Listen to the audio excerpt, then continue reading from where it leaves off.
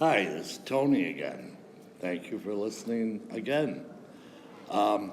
Just want to tell a little story about my grandson and I. My oldest grandson. I mentioned the other thing. I have four grandsons and four granddaughters. Uh, my grandson Jeff came out to me when he was 13, and we happened around that time, well, because it was about a year later, the Alliance asked us to do a storybook. A storybook from NPR was doing some stories and recordings in Rochester, and Scott Perri asked me if I would do it with my grandson. And my grandson was in high school at the time, and we spent 45 minutes talking to each other, and just about his growing up gay, my growing up gay, some of the differences. I mentioned in my last story that I didn't come out till 35. Well, he came out at 13. So there were some differences. He knew I was gay. I had been in a relationship, and it was a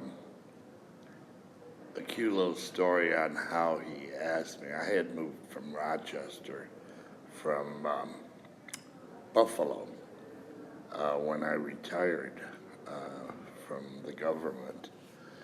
And the reason I moved, the relationship had broken up. A long-term relationship had broken up.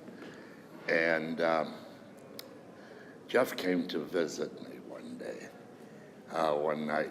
I had only been here about maybe 2 or 3 months.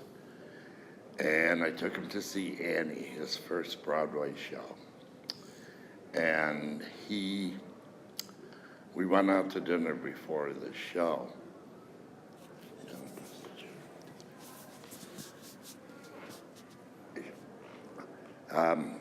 We went out to dinner before the show. And during dinner, it was just the two of us. He asked me, are you great gay, Grandpa? And I said, yes. He says, is Uncle John, no, he asked, where did Uncle John sleep when you guys lived together? And we only had one big bedroom and a small bedroom. So I was honest with him, John,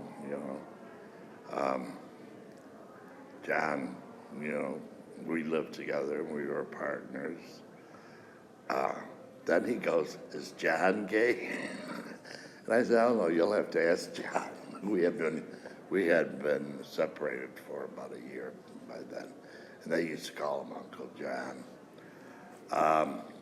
Anyway, we went to the show to see Annie, the Broadway play.